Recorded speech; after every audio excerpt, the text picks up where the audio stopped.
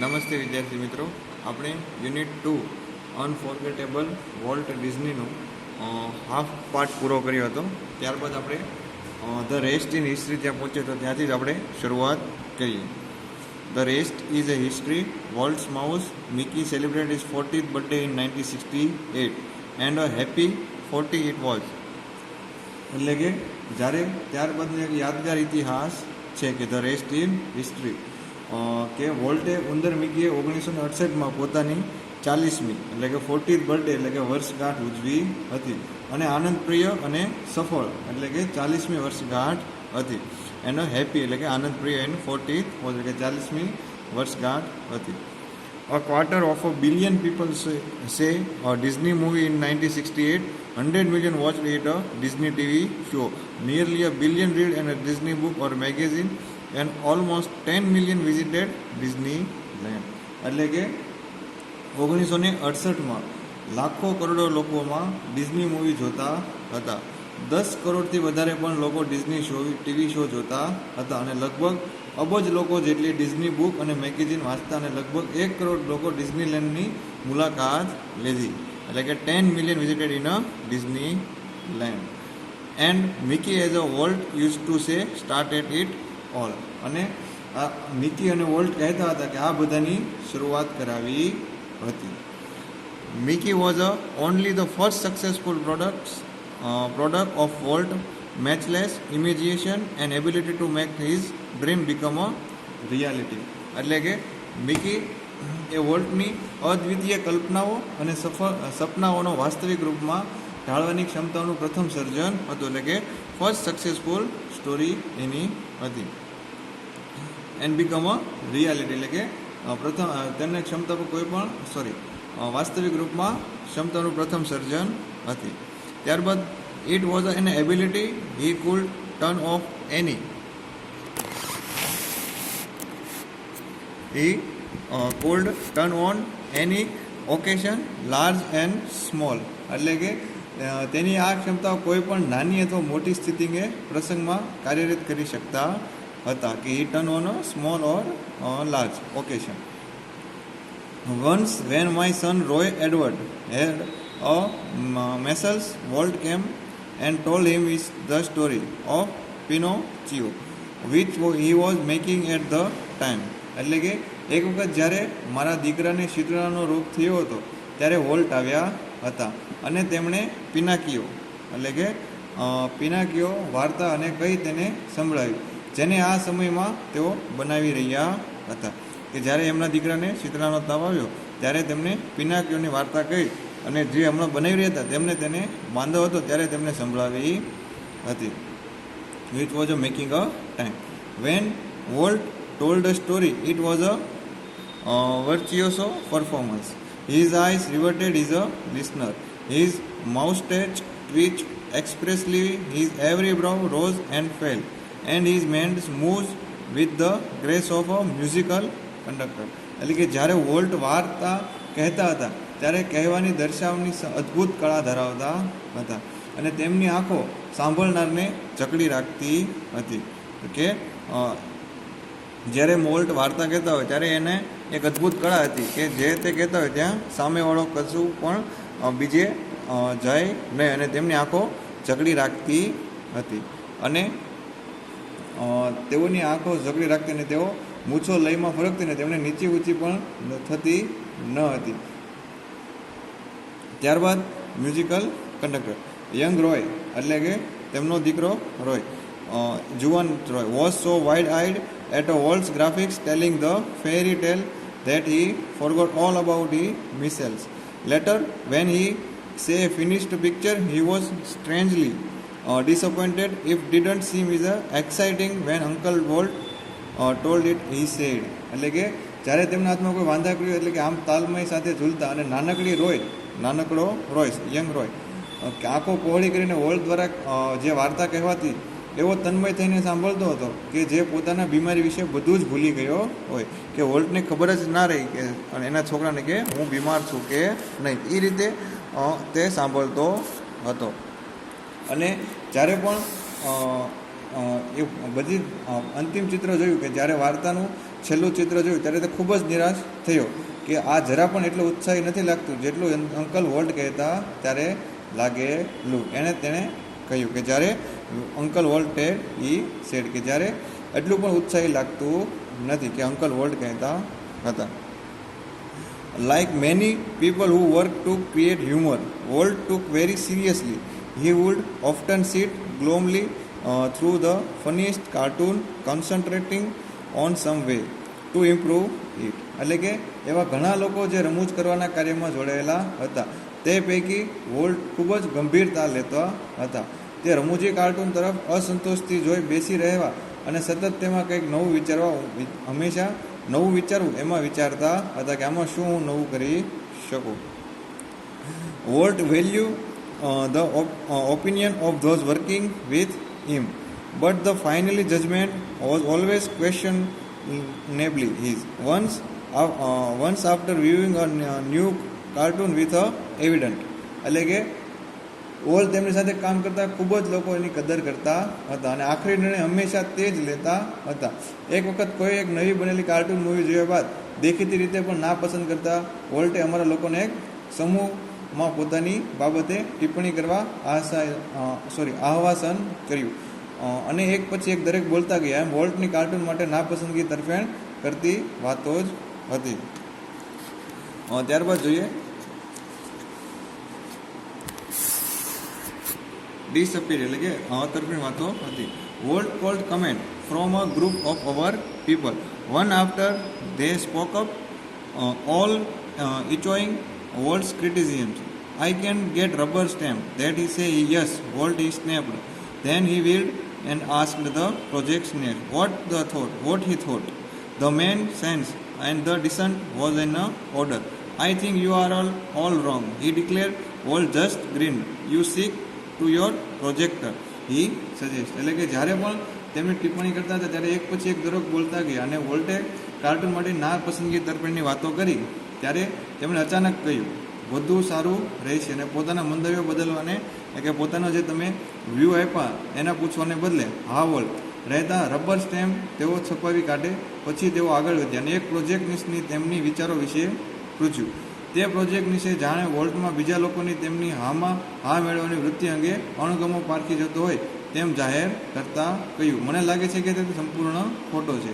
વોલ્ટે તેને કહ્યું તમે તમારા પ્રોજેક્ટની ચીટકી રહો, તમારા પ્રોજેક્ટની એટલે કે you stick your project he suggested. તેમાં તેમને જણાવવાનું કહ્યું. Volt himself in everything.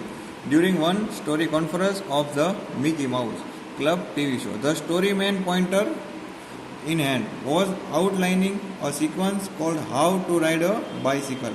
Now when you get your bicycle, he began. Walt stopped him. Change your bicycle to a bicycle, he said. Remember, every kid isn't fortunate enough to have a bicycle of his own. જ્યારે વોલ્ટે પોતાના દરેક બાબતોમાં સામેલ થતા હતા, એટલે કે દરેક કોન્ફરન્સમાં સામેલ થતા હતા અને દરેક બાબતોમાં સામેલ થતા. એક વાર્તાની કોન્ફરન્સ દરમિયાન મિકી માઉસ ટીવી શો પર હાથમાં દર્શક લાકડી લઈ બાઇસિકલ કેવી રીતે ચલાવી તે અંગે વાર્તાકાર કરી રહ્યા હતા. જ્યારે વાતની શરૂઆત કહ્યું કે હવે તમારે બાઇસિકલ ચલાવવાની પર સવાર થાવ અને વોલ્ટે તેમને અટકાવી અને કહ્યું કે તમારી બાઇસિકલ ને બદલે એક બાઇસિકલ તેવું બોલવાનું યાદ રાખો. દરેક બાળક એટલું નસીબદાર નથી હોતું કે તેની પાસે પોતાની બાઇસિકલ હોય. કે remember every kid isn't Fortune enough to have a bicycle on. કે દરેક બાળક એવું નસીબદાર નથી હોતું કે તમારી પાસે બાઇસિકલ હોય. કે જ્યારે એમ કીધું કે તમે હવે બધા બાઇસિકલ પર સવાર થાવ ત્યારે કીધું કે એક બાઇસિકલ પર સવાર થાવ. કેમ કે બધા બાળકો શું નથી હોતા તો કે નસીબદાર હોતા નથી કે પોતાની બાઇસિકલ પોતા પાસે હોય.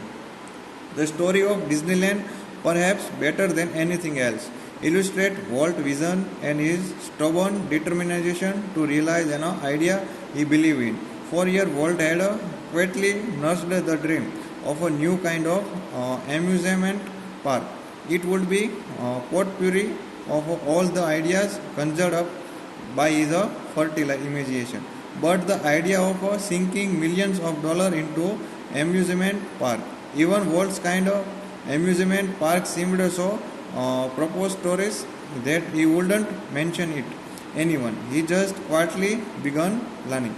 એટલે કે ધ સ્ટોરી ઓફ ડિઝનીલેન્ડ, કે ડિઝનીલેન્ડની વાર્તા કદાચ દરેકથી સર્વશ્રેષ્ઠ હશે, જેમાં વોલ્ટની દૃષ્ટિનું વર્ણન તેમણે પોતાના વિચારો છે કે વોલ્ટ વિઝન છે, જેમાં તે માને છે કે સાચા કરવાનો મક્કમ ધ્યેય રહેલો હોય છે. ઘણા વર્ષ સુધી 4 years કે વોલ્ટ અજાયબ પાર્કને બનાવવાનો સપના પોષતા રહ્યા હતા. તે પાર્ક તેમની ફલદ્રુપતા, કલ્પનાઓમાં, જાદુના વિચારોમાં સંગમ બન્યો. પણ ઘણા બધા લાખો ડોલર્સો અને અજાયબો લાગતા આનંદ પાર્કમાં ખર્ચી નાખવાનો વિચાર હાસ્યપદ ભાસતો હતો.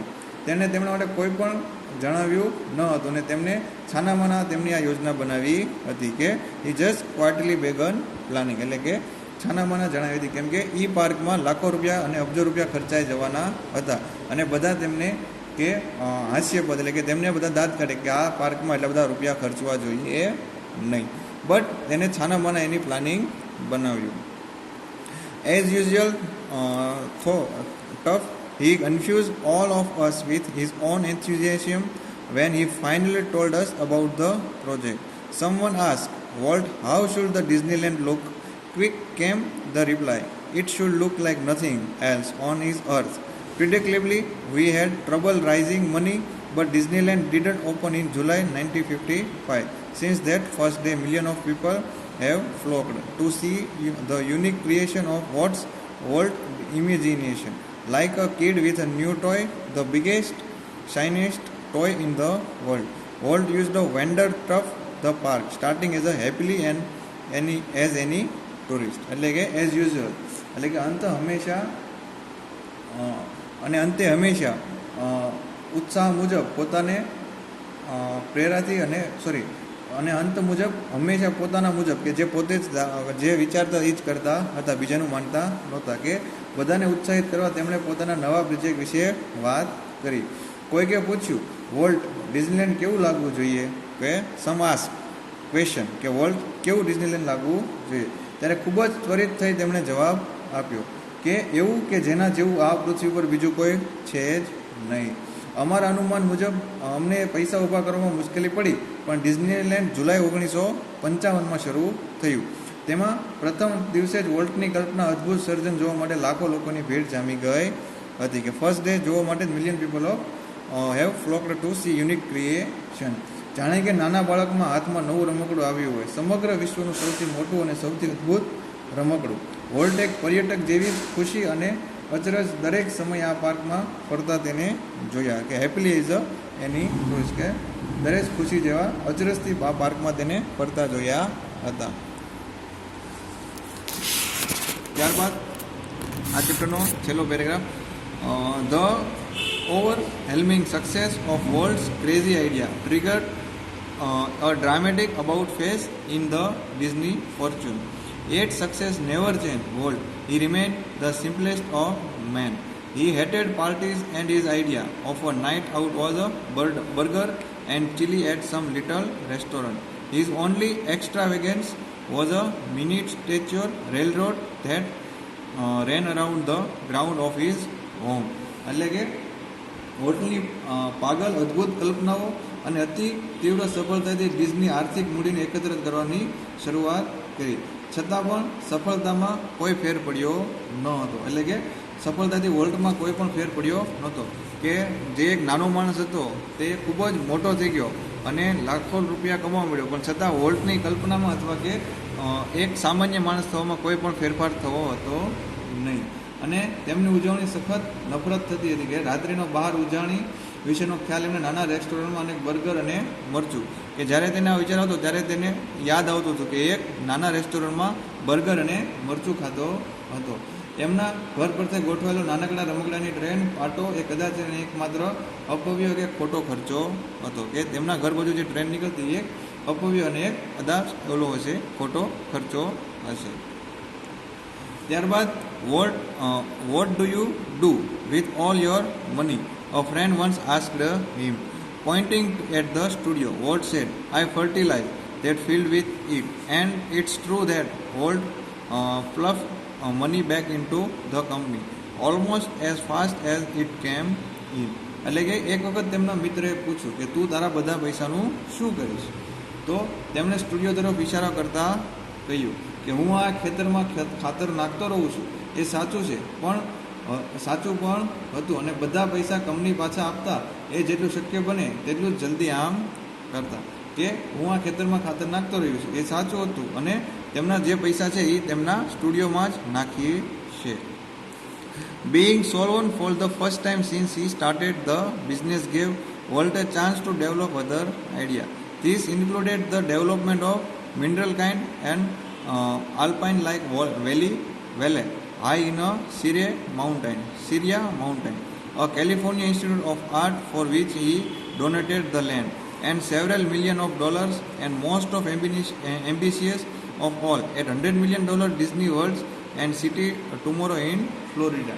પ્રથમવાર સંપન્ન અને ધનાઢ્ય બન્યા પછી being solvent and first time તેમણે નવો ધંધો શરૂ કરવાની તક પણ અપનાવી. For started new business gave.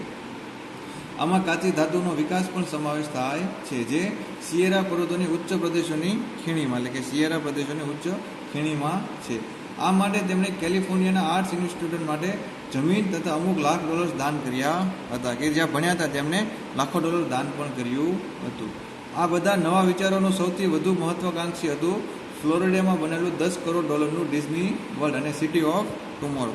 કે આ જે બધું જે દાન કર્યું એમાં સૌથી વધુ વિચારોનું મહત્વ શું હતું, તો કે ફ્લોરિડામાં આવેલું Disney world and city of tomorrow Florida, એટલે કે સિટી ઓફ ટુમોરો જે ફ્લોરિડામાં આવેલું છે. Tragically, in the midst of all activity, Walt was stricken with his fatal illness. I heard with refer to the cruel below only once, whatever it is give I have got. He told me, he don't forget it. દુર્ભાગ્યે દરેક પ્રવૃત્તિઓ વચ્ચે volt એક જીવલેણ બીમારીમાં સપડાયો. વિધિની આ કૃત્ય વિશે વાત કરતાં પણ મેં એકવાર સાંભળેલા. તેમણે મને કહ્યું હતું કે આજે મને રોગ થયો છે તેમાં મને થયો છે તેનું આ ના થાય તેનું ધ્યાન રાખજે ભાઈ, કે જે મને રોગ થયો છે તે તને ના થાય. I visited him in the hospital at the night before he died, all tough, desperately ill. He was full of plans for the future as he had been all his life. એ જ્યારે મૃત્યુ પામ્યા હતા ત્યારે હું રાત્રે તેમને ત્યાં હોસ્પિટલમાં મળવા ગયો હતો. સખત બીમારી હોવા છતાં તેઓ અવનવા પ્રોજેક્ટથી ભરેલા હતા, જેમ તેણે પોતાના સમગ્ર જીવન દરમિયાન બનાવ્યા હતા.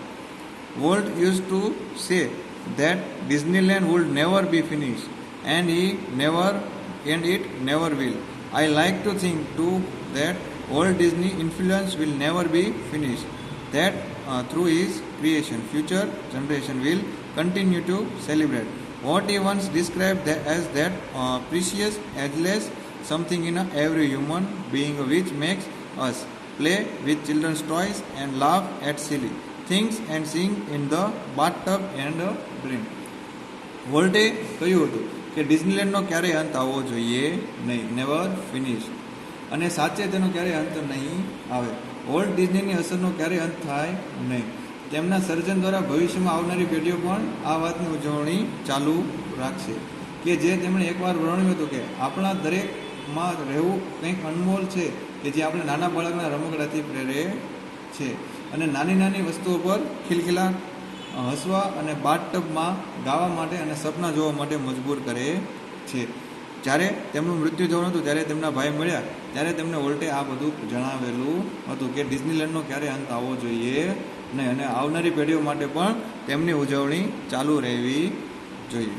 અહીંયા આપણો આ પાઠ પૂરો થાય છે, આ યુનિટ પૂરું થાય છે. ફરી એકવાર ધ્યાનથી વિડીયો સાંભળજો, જ્યાં પણ ના ખબર પડે ત્યાં તમે મને પૂછી શકો છો, અને ખાસ સ્પેલિંગ પાકા કરવા જરૂરી છે.